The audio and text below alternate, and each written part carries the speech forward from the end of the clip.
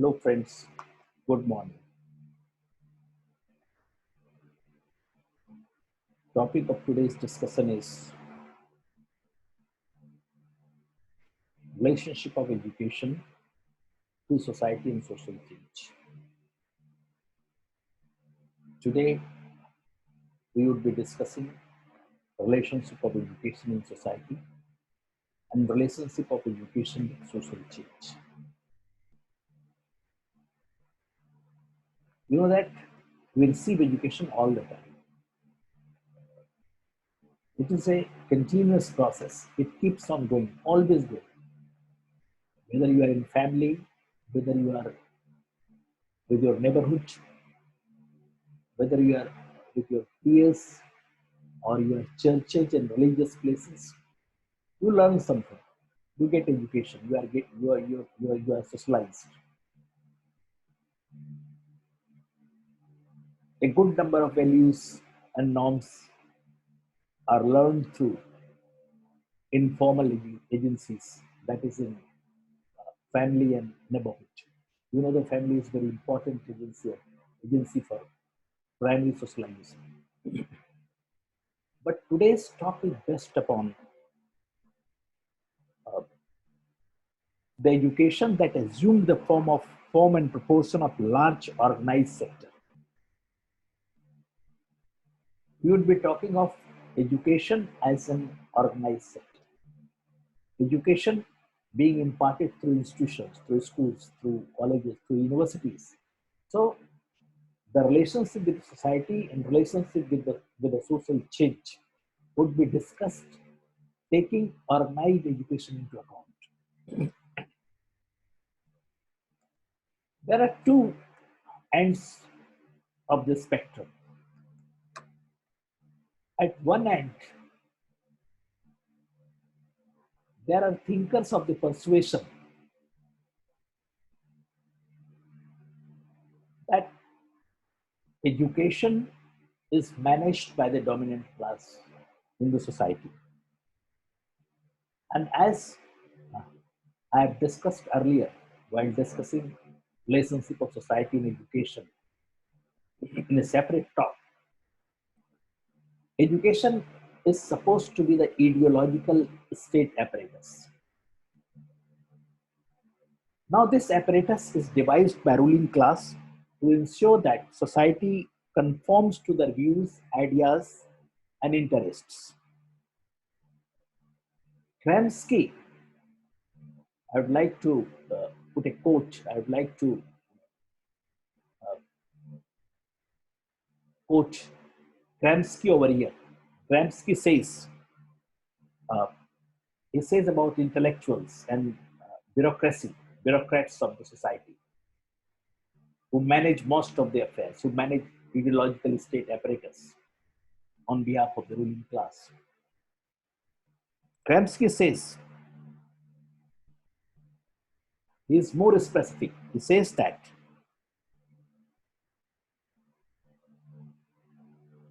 intellectuals and bureaucrats, they are officers of the ruling class for exercise of subordinate functions of social hegemony and political government. They uh, they discharge subordinate functions of the social hegemony of those people who rule this state, dominant section of society, or we can say entrenched section of the society. Now, the thinkers of this persuasion believes that or holds that education is an instrument forged by ruling class to serve and preserve their own interests. And they largely wanted the status quo in the society. They wanted, they do not want change in education system. They wanted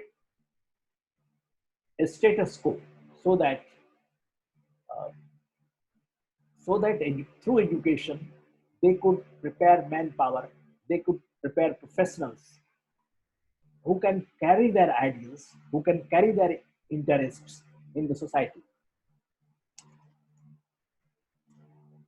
Now, at the other edge of the spectrum,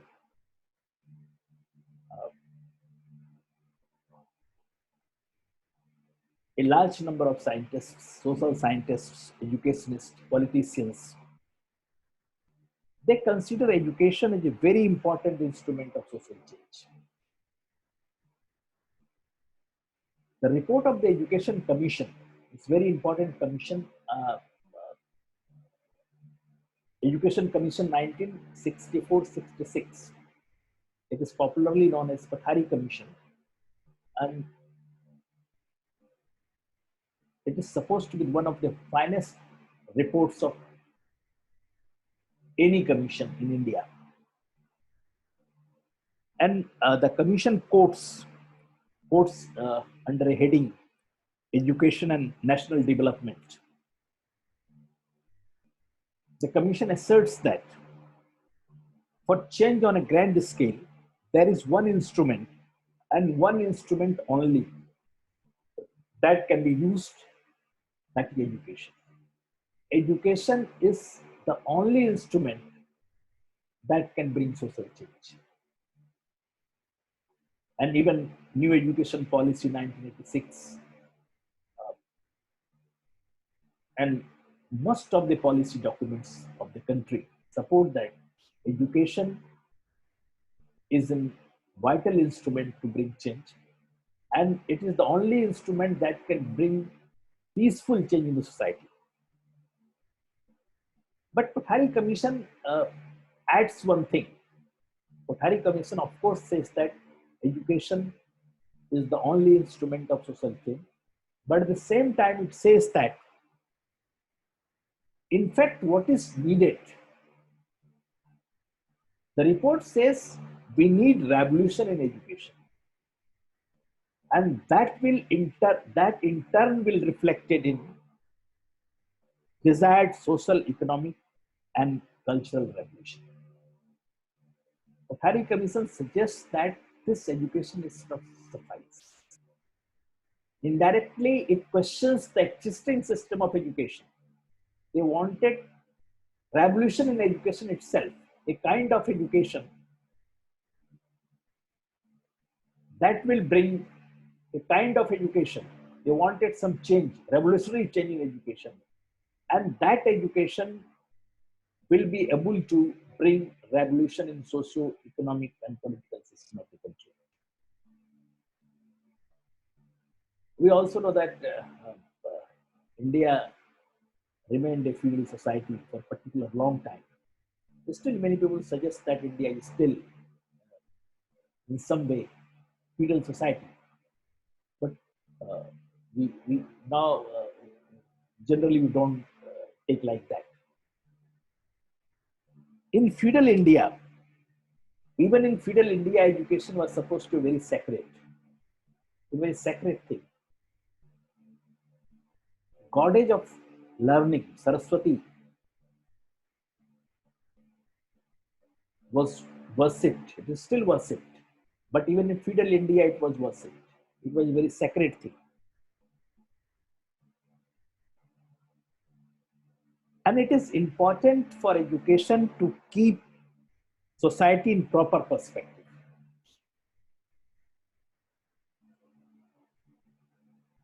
And it is only possible if education is there if the perspective of education is proper. Feudal India considers education as a sacred thing. But what happened in society that never reflects that education is sacred for the society. It was never reflected into actions.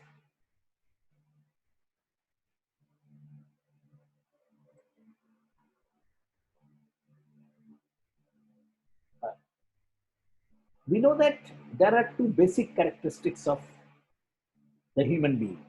First is that they live in society and share common culture. And second is that most of the human behavior is learned. It is learned in society, it's learned in the institutions. And what we learn or what we acquire, that is transferred from one generation to another generation.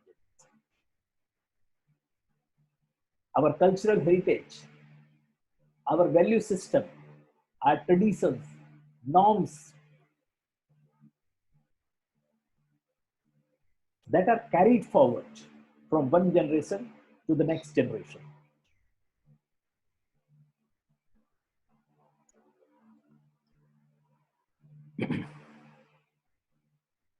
Until few centuries ago, education that is deliberate,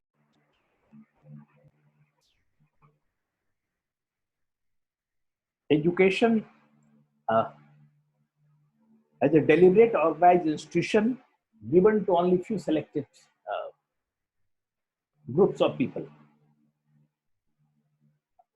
I wanted to say that education as education as a deliberate organized institution, access to the deliberate organized institution of education, access was very limited. Access to this deliberate organized institution was very limited and given to small selected groups of people. With the advent of capitalism and industrialization, you can say the age of modern nations, education began to spread wider and wider sections of society.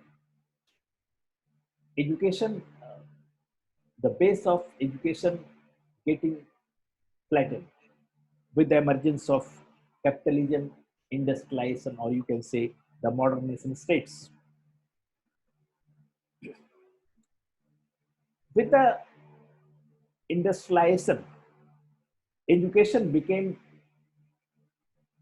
gradually complex. It becomes very complex and ramified organization, different from other form of socialization. What we receive in family, what we receive in neighborhood, what we receive in churches, and various other informal institutions. This socialization was quite different from these simple form of socialization. And with the advent of industrialization, education became very complex process. It became highly complex and at the same time ramified. At one hand, education tries to embrace all. Education tries to embrace all the people with numeracy and literacy. The common people, the common mass were provided education of or a skill of literacy and numeracy. And on the other hand, for the growth of modern economy and complexity of socio-economic structure, education system grew in coverage and specialization mode. The contents of education grew. We need we needed more knowledge, and at the same time we needed specific and specialized knowledge to run industries. We need different kind of expertise, different kind of specialization, specific knowledge. So two types of education were required with the industrialization of the society. Common education for the common people, which was only limited to numeracy and literacy, and second, the highly complex education, which provided through higher learning institutions, knowledge of uh, specific skills. As the economy became the consumer of education or educational product, we need we need labor force who should be at least literate and must be having some skill of uh, numeracy. And at the same time, we wanted uh, highly complex and skillful person with complex and specific knowledge for running the industries. We wanted technocrats. We wanted administrators, we wanted uh, managers. So we wanted different kinds of people having specifically skilled in certain areas. And this builds influence on level of specialization and content of education. Economy became the main consumer of educational product, which wielded influence on levels of specialization and content of education. Content of education was decided by the economy, the kind of industries, the kind of hospitals, the kind of other development schemes and agencies.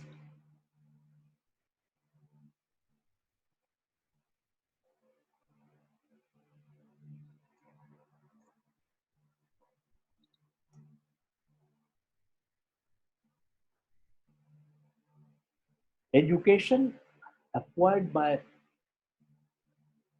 the people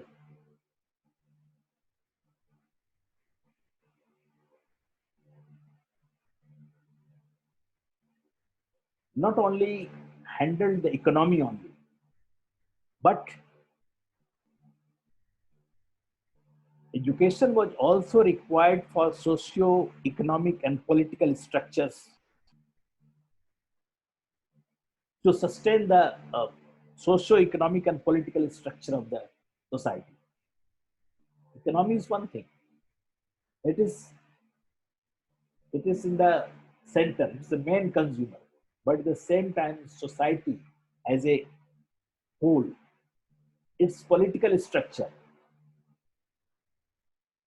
social structure were also the consumer of the education.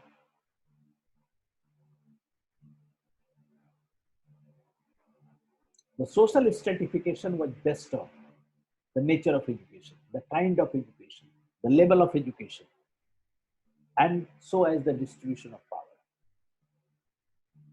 Highly educated person may be more powerful than others having low education or no education. Another most important function of education is allocation. Allocative function of education is very important. Now, possession or no possession, lack of degrees, diplomas, certificates, specifying particular skills and abilities, values that determines and legitimizes distribution of positions of socio-economic gains. Suppose you have certificates, you have degrees. These certificates and degrees certify that you are having skills, but particular kind of skills. You have specialized skills, and that certification uh, decide your position of socio-economic gains. What kind of role allocation in economic sector and social sector will be given to you, or what kind of role will be allocated to you, that was largely dependent upon the degrees or certificates which prove that you are having skills. Now, those who fail to achieve position are made to believe that their failure is due to their failure in receiving education, or not having certification, and which in turn due to lack of abilities. It was believed that a particular person cannot get education, cannot acquire specific skills, cannot be allocated higher role in economic or social sector, that is due to lack of abilities in them or abilities in that person. It is not that the person is having ability. Education system was failed or was failing to cater to the need of that person. But a person not having education uh, was certified in a way, or was supposed to be not having abilities to receive education. Now, the allocative function induces demands for more and more education, because uh, you can be allocated higher role, or you can share higher economic fruits if you are having higher degrees, if you are specialized in uh, certain skill, if you have specialized skill. Suppose if you are mechanical engineer, you can handle machines in, you are computer engineer, whatever it is. So if you have specialized skills, you will have a higher what do you call, uh, you will get higher allocation in the economic sector, you will get better jobs. So need for such educations grew. If you wanted higher standing in society, higher standing economic position, or more income, then you will have to get education. So the demand of higher education, and especially education which complex education, which uh, which provide specific skills, or uh, higher skills among the people grew.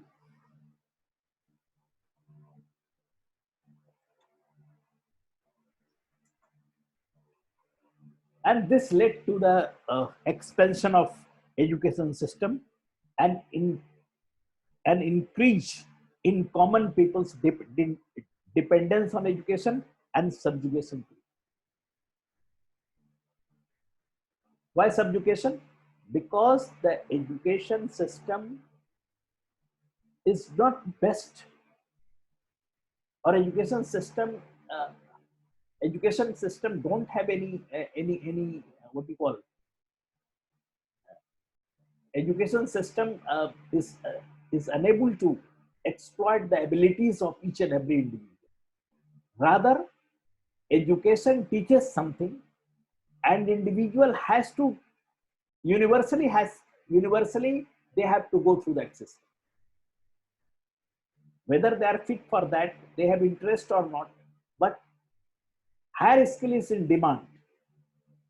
Only that skill can ensure a person higher status, and good sharing economy, good profit. That's why they went for higher education. It means they are subjugated to the system. This education does not nurture the interest of the person. Okay. Now, while talking of social change and education, especially you can say that relationship of society and education, of course, changes have crept in. It is important to discuss goals, objectives, and structural pattern of education. It will be pertinent, appropriate to discuss goals, objectives, and structural pattern of education. Goals of education in society are generally based on philosophers and social reformers of the time. Any society that determines the goals of education on the basis of their philosophers, their thinkers, or social reformers of the time. Some of them try to project a desirable future. It is based on that. You can we can take one illustration of our country. Mahatma Gandhi, father of the nation,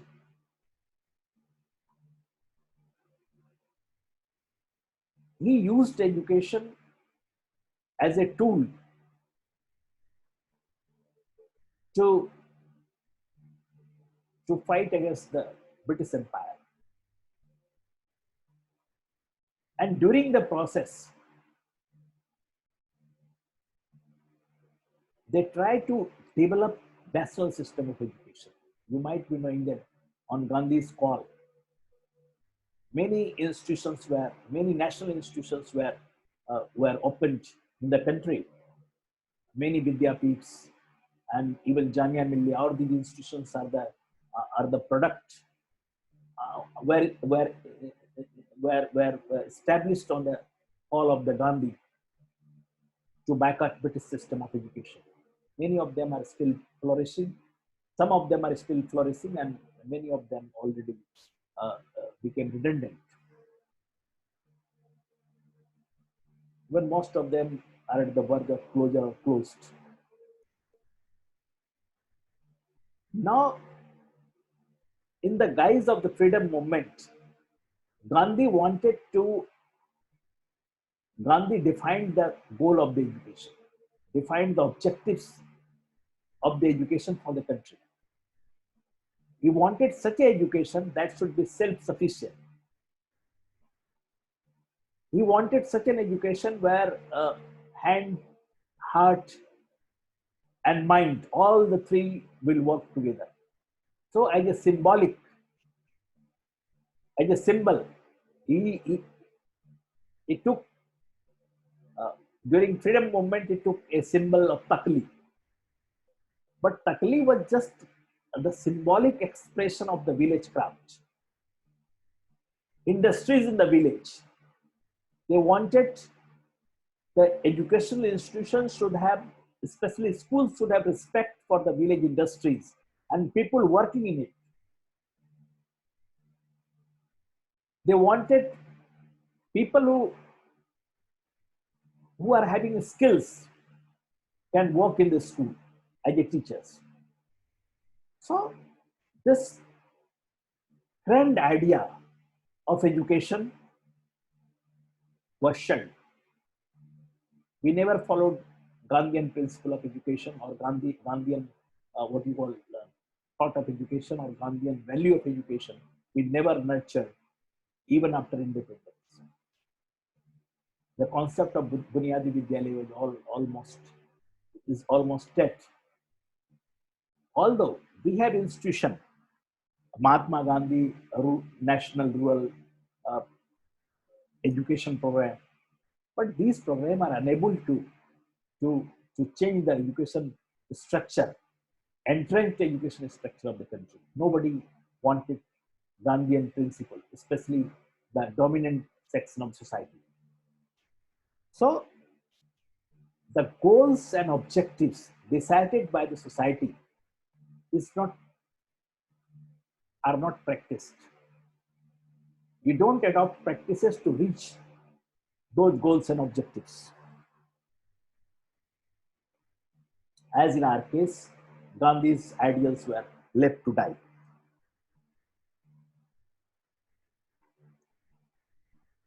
In practice, goals and objectives of education and structural pattern of education are influenced largely by politico-economic structure and various powerful groups. You see, the Anglophile bureaucracy in India. Even you might be knowing about Anglo-Oriental controversy during British Raj. A good number of educated Indians were in favor of English education.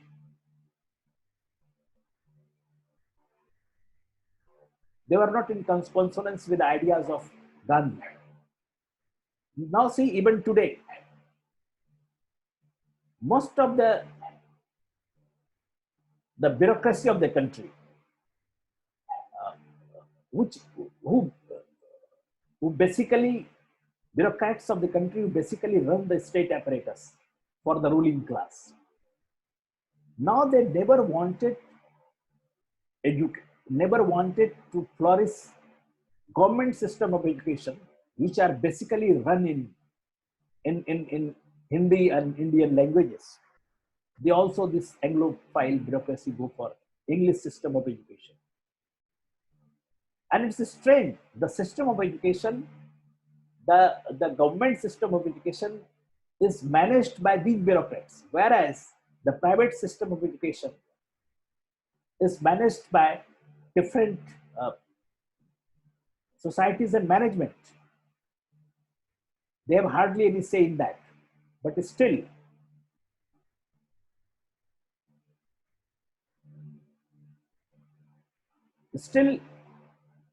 they go for uh, or they exercise their powerful influence in favor of English system of education.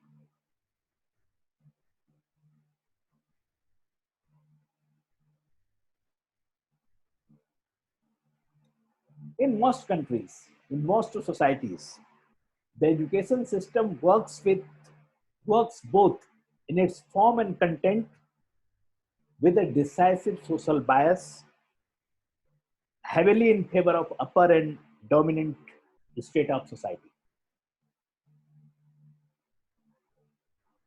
But at the same time, it provides occupational and social mobility to a small number of lower strata. It is not a blanket closed. In the process, a minuscule number of people from the a minuscule proportion of common people and people from the what you call uh, lower strata, they get occupational and social mobility. Thus, we can say that education system is largely conditioned by the prevalent socio-economic and political power structure. Changes are directed by changes in the structure and particularly by changes in distribution of power, that is economic, social, and political.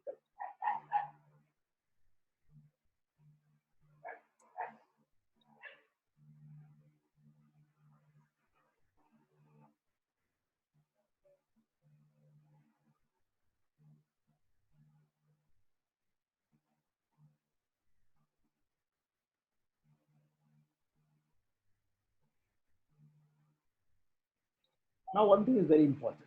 Although uh, we know that uh, education is basically collateral, I wanted to say that uh, it is it has a conformist nature.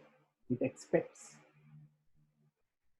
learners to conform what is there in the curriculum set by the dominant class or set for the dominant class.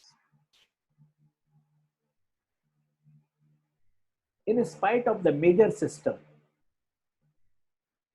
in spite of that the major system is collateral, but still there are some contradictions in the system. There are some inherent imbalances, contradictions are born by education. There are some people, few people, they don't, they challenge the system, they make queries, they denounce various things. So we can say that uh, education itself,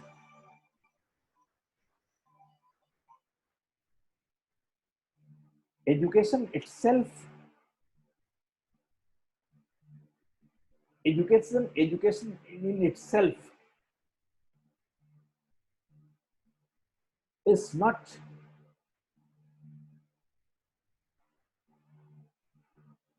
education in itself uh, is not a kind of thing that you can fully manage it or you can fully make it collateral with the ideas of the dominant section. A small number or minuscule uh, proportion of the people raise questions and make education, what do you call, uh, uh, what do you call, gives education its somewhat rebellious character. And those few people take leave from the same system itself. From the same system, they get certain ideas, they get certain instances, they come across certain phenomena where they feel that education is exploiting ourselves, and they try to record their rebellious view.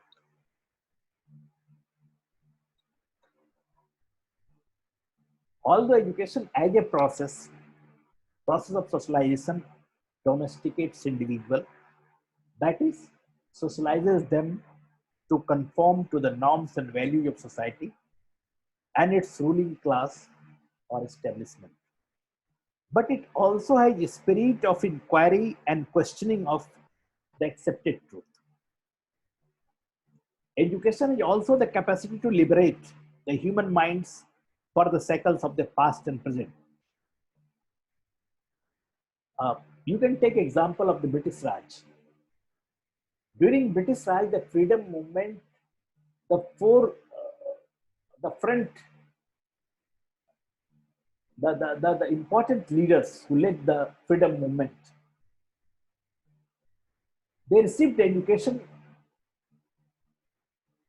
in the West, especially UK, the British, under the British Empire. And through the spirit of the British education, they started searching over here. Where is the liberty? Where is the freedom? Where is the individualism?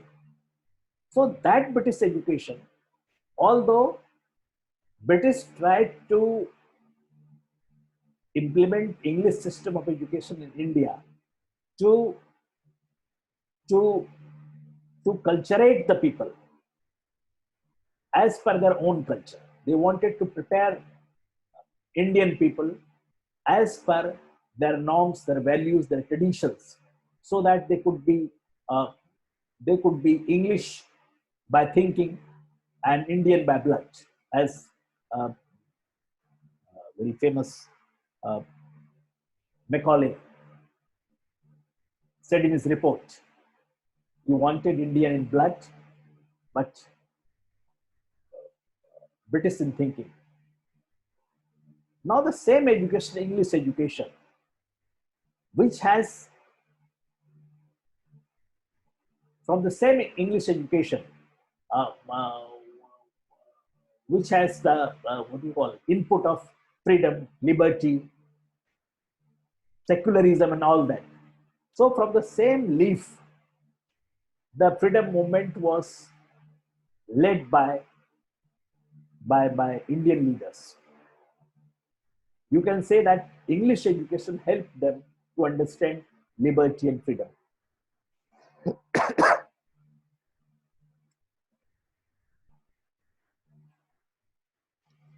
Now we have had some discussion about education and its relationship with society, which is never very much conceived, in the sense that never tried to judge the individual from their own merit, from their abilities. Education that never provided the people a chance to grow, to construct knowledge, to think their own way, or contribute something to the society. Basically, education tried to be conformist and tried to maintain a co-status, and people received a kind of education which prepared them to live peacefully as per the requirements, needs and requirements of the entrenched section of society, or elites, or you can say the government or state. But a minuscule proportion of people challenged the existing norms of education at various places. We also saw various movements against the uh, small movements against the existing system of education. Whereas Mahatma Gandhi, who launched a big movement against the British system of education, and Gandhi suggested a kind of education which will prepare people for indigenous development. That never happened. Otherwise, it was possible. It might have been possible to to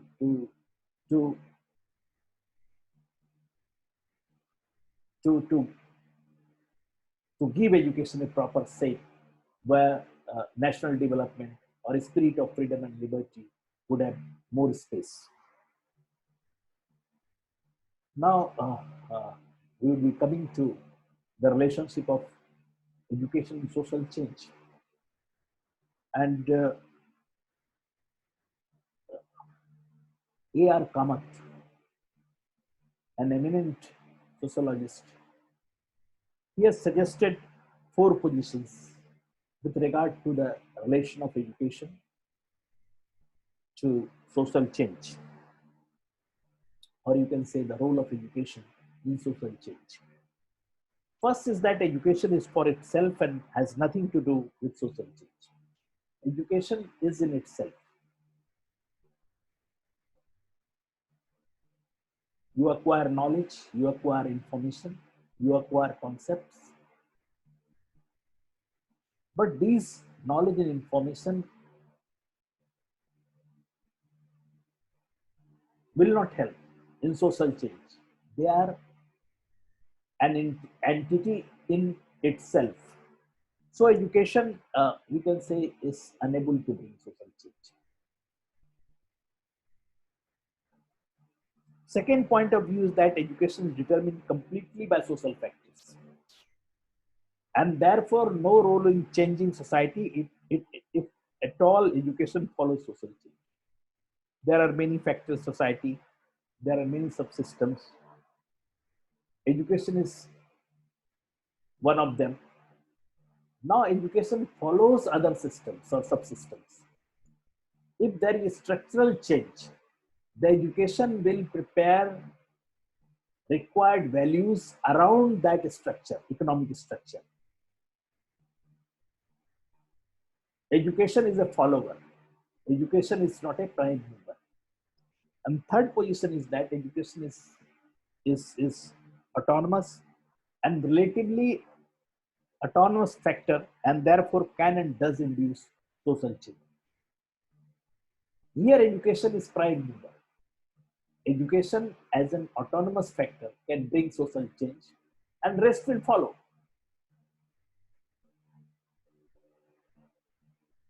Economic change will follow educational change. So first, education would be the prime mover of social change. And fourth and last position is that educational change and social change must take place simultaneously. It is mutual relationship between educational change and social change. Political change and education change, social and educational change are what you call simultaneous, mutual. Both are interrelated. Both supports each other. Economic change and educational change have mutual relationship. So this fourth position, although it is very widely accepted in our country, where we say that there is a mutual relationship between the two. Political change and educational change, both are interrelated. One is dependent on others.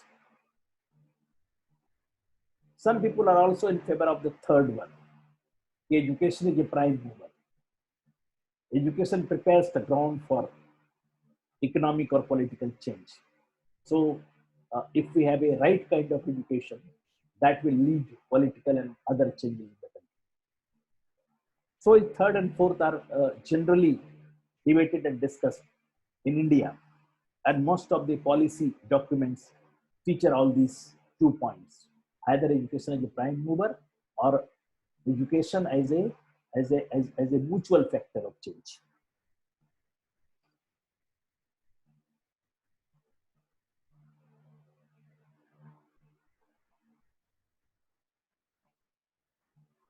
Now we know that education cultivate and disseminate knowledge uh, for change,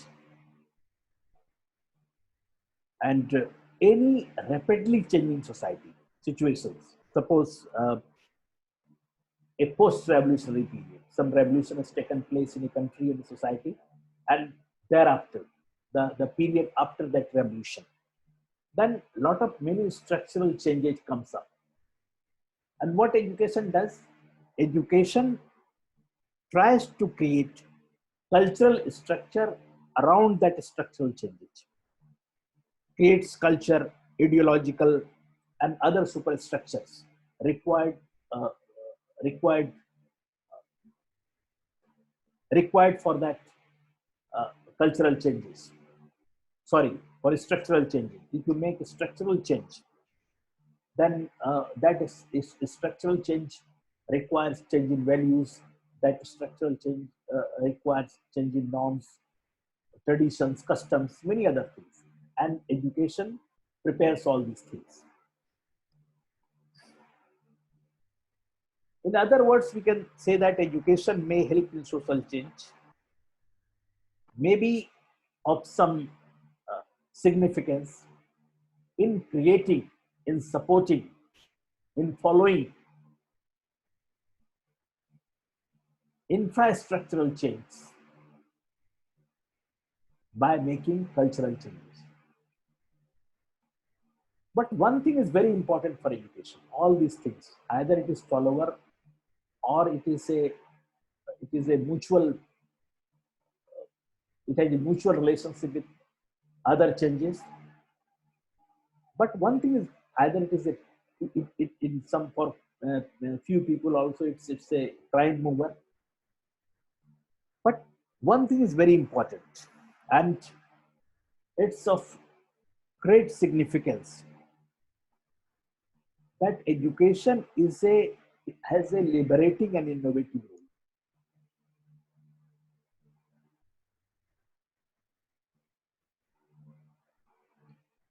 Some committed individuals in society, they create focal points or some focal points of dissent, and that become harbinger of social change.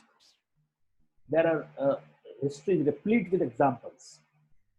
For example, Sri Narayan Guru movement. Now the Sri Narayan Guru, this is a peaceful movement, refused to accept the Brahminical system of that time. They created, he created his own design, own design of protest, keeping mirror in front of temple and worshipping deity in the mirror and various other changes. Promoted education, rationality, and that became very successful movement of Kerala. What the society of Kerala, what you observe today, this Sri Narayan Guru movement has a substantial role to play. And society like Kerala has a series of movements, around 200 years of peasant movement. Then we have 19th century movements like teachers movement, library movement, then Sri Narayan Guru movement. Then we have many new social movements like people science movement and many environmental movements, and that has changed the face of the country. Even curriculum has to, even the curriculum, which was basically of conformist nature,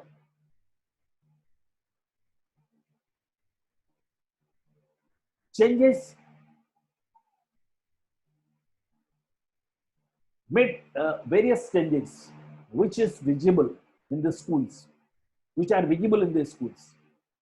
You can see the parliament, uh, student parliament, village parliament, and uh, many child centric activities in the at the panchayat level and many other local levels. So It is one example. We have number of examples where the committed individuals have led certain what you will changes in the society. We have history is replete with various religious movements, political movements, workers movement.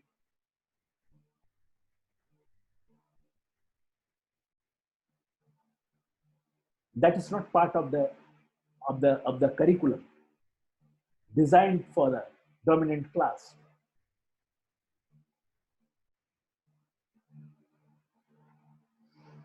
Now, one thing if education is not doing well as far as social change is concerned, it is unable to bring larger change in society.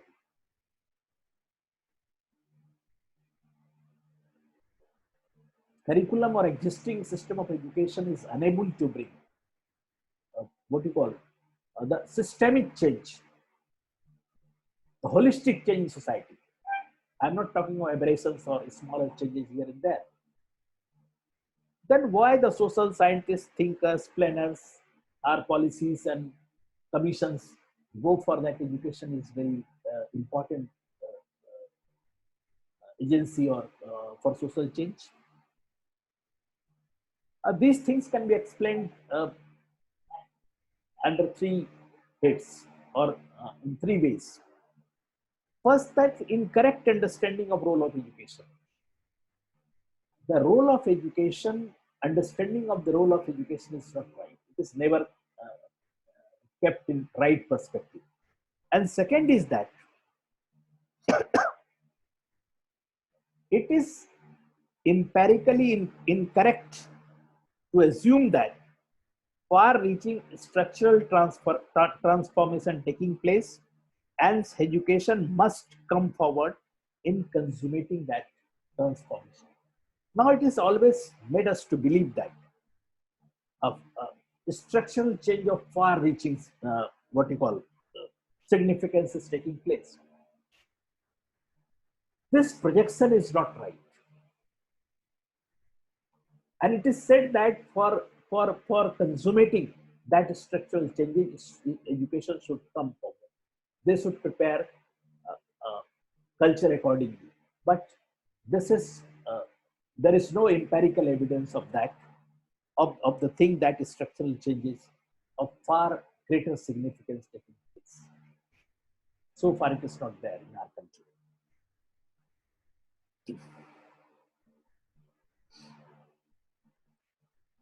Third is that education as an essentially social reformist and welfare perspective, where education is expected to play in economic growth and social change within present socio-economic uh, framework.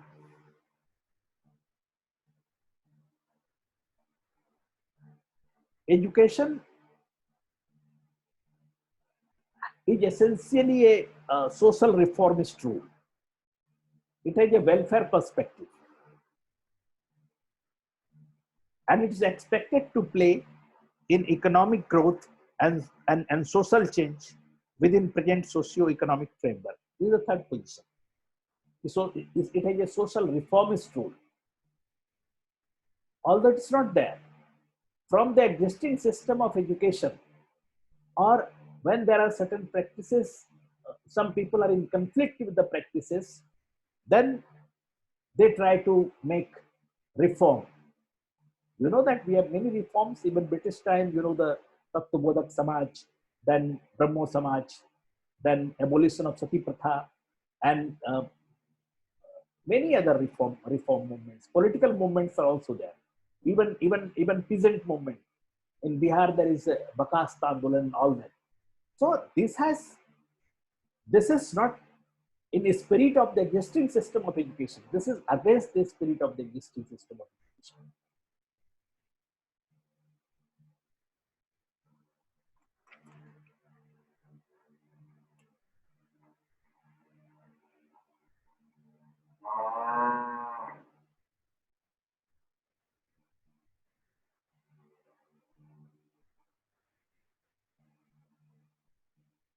In general, it is very difficult for education to explain holistic social change. Although education has brought some social change, but that change may not be due to the organized system of education we are following.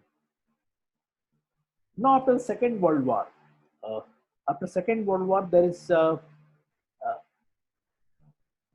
relationship of education and economic development received very serious attention. And there was a massive expansion of education, and even large allocation were done. Fund allocation was done on education. Even after the expansion of education and large allocation, fund allocation on it, education reached relatively larger proportion of people, both kind of education, common education, that is numeracy and literacy, and the specialized education. But we soon discovered after a few years, even after, even still, not few years. It is, I think, it is even 100 years. Even after 100 years, uh, more than 100 years, it's here 150 years. Still, we see inequalities in the society, and education is a basic force to accentuate inequality in society. Even there is a more gap between developed and underdeveloped society. Fruits of development is lopsided. The possession of fruits of development is lopsided. A huge number of people could not get fair share of development. So these all, we don't see any fundamental change by education. Even still, this when you talk about stratification, different kind of stratification has these stratifications have become strengthened. Some overt discrimination society has have given their way, but many covert type of discrimination and exploitations, many covert type of discrimination and exploitations have increased. So all these happen. Uh, you can find reasons for that, and we can find reason in the structural change on Western pattern.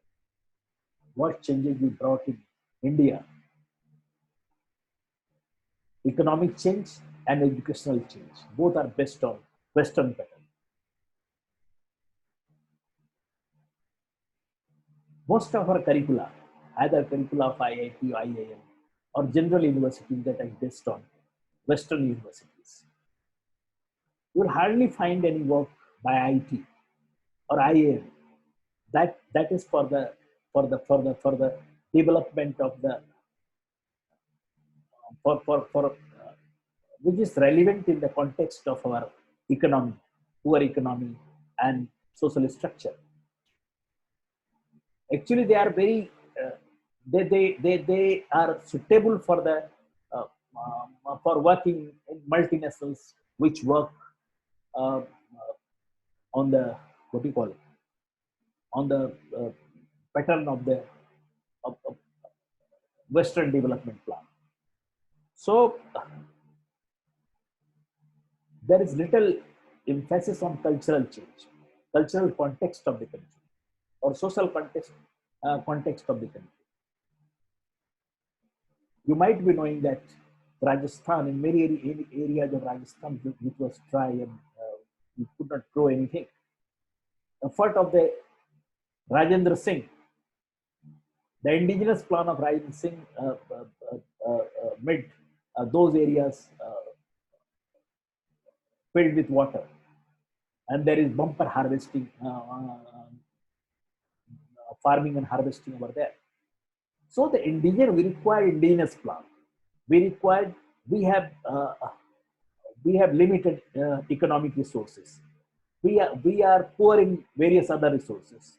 So these resources, we need development plan according to the resources. But what happened? We adopted everything Western, and that has led to this problem. Education and its curriculum, even uh, what changes we see in our curriculum, that is influenced by changes in Western countries. Our achievements are still meager as compared to the grand design of development of all people.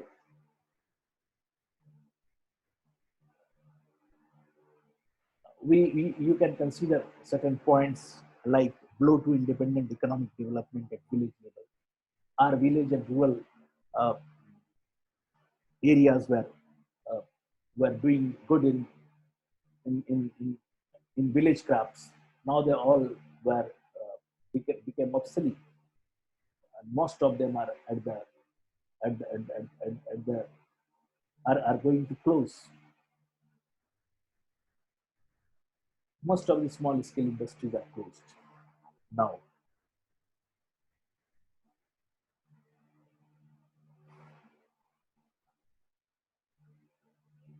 Still, we don't have any indigenous economic plan or developmental plan.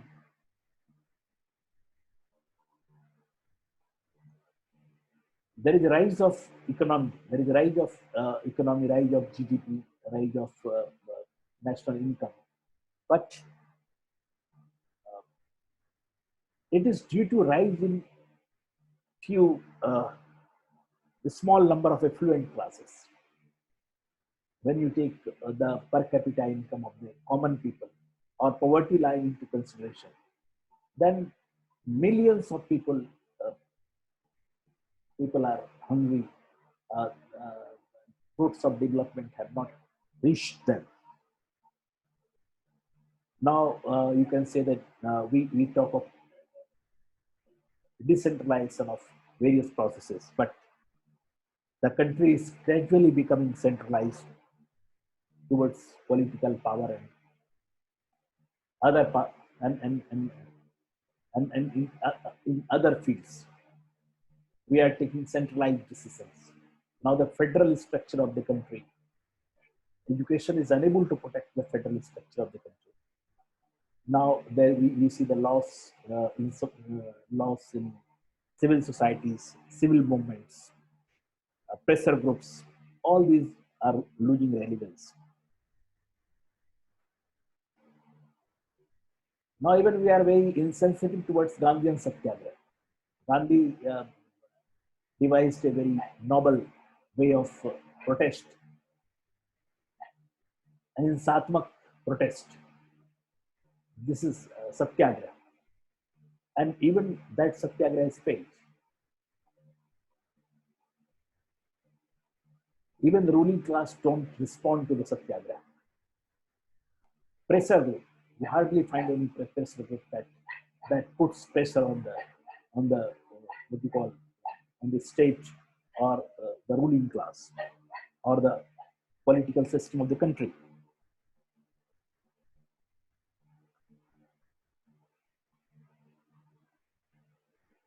Education, in fact, appears to be conditioned by other systems of society.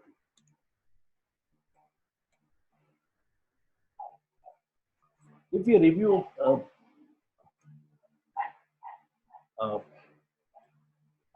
over 2 decades of modern education in India, uh, wherein education supposed to be played an influential co-factor of social change. You can take education as a co-factor of social. What changes are there? Education has played as a co-factor, whether it is conformist or otherwise. But education has played a role. But its major role is of a co-factor. It has, we have never seen education, we have hardly seen education as a prime mover of social change. Now you can analyze early British period where Uh, then we can see period between two world wars and then post-independence.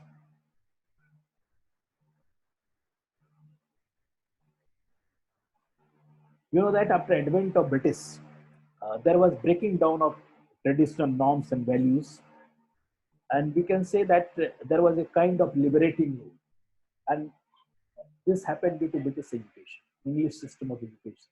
Even more in disguise, that education was launched to control the economic and political system of the country, to prepare manpower in India as per their willing.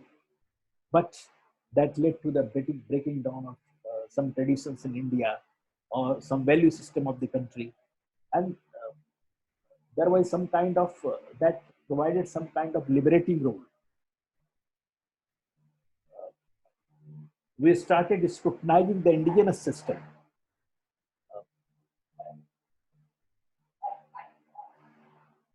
Many powerful and social and religious reform movement came to the fore. Before that, there was no tendency to scrutinize our own system. We started scrutinizing Sati Pratha and many what you call redundant or bad practices of society. But that was the what you call that was the role played by that alien system. That is the English education.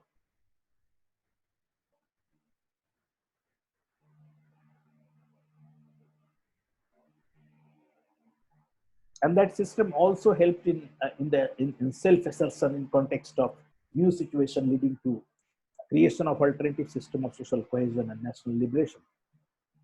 When you see the period between two world wars, uh, we can say the education for the first time began to assume a mass character.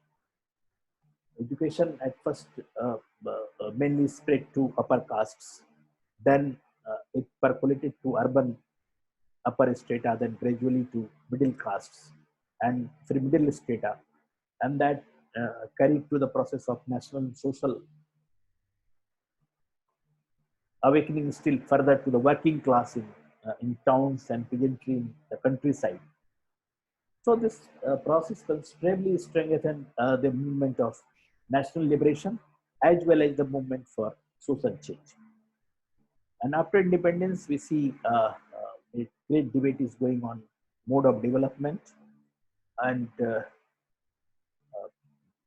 role of education in modern development and what kind of development. Like we have seen some movements in the country like Narmada Bachao Andolan, which protested against the big developmental plans, due to which a large number of people were displaced from their home place, from their uh, dwellings, from their places of habitat, from their habitat and became destitute. And at the same time, these larger development plans could not fulfill the aims and objectives uh, decided for the project or for the dam. So there is a big debate on the development plans, not only India, across the globe. We are talking of how to save our forest, how to save our environment, and how to make how to make our development people's friendly. Now we have started the term sustainable development, wherein all people of the society will participate and have their opinion on the issue of development, and fruits of development will reasonably reach all of them. So after independence, we don't have seen any revolutionary change in the country. Still, we are going with a conformist system with same curriculum adopted from the West, which suits our governing class, our political system, or we can say people entrenched in our system, our ruling class or elites. We have not seen the marginal movement of the marginal. Education has no scope or education is unable to to to to to nurture the thinking of the people, thinking for liberty, thinking for freedom, and hope. Let us hope that we will have a kind of education. In NCF 2005, we emphasized constructivism. The child will construct knowledge from where they start learning, but it could not be put into practice. But at least now it is debated everywhere in all policies, programs. We talk of constructivism. We will construct knowledge not only at the PhD level, but it start from the beginning. People will, our children will raise questions. They will ask questions. uh, they will not accept what is there in the book or what the teacher says. That will be scrutinized, that will be examined. So all these ideas, all these things have percolated at the level of ideas, and hopefully we will be designed a revolutionary, we will make revolution in education as suggested by uh, Education Commission 1964-66, and uh, can experience uh, that education will turn into prime mover and bring social change on grand scale. Thank you. Thank you very much.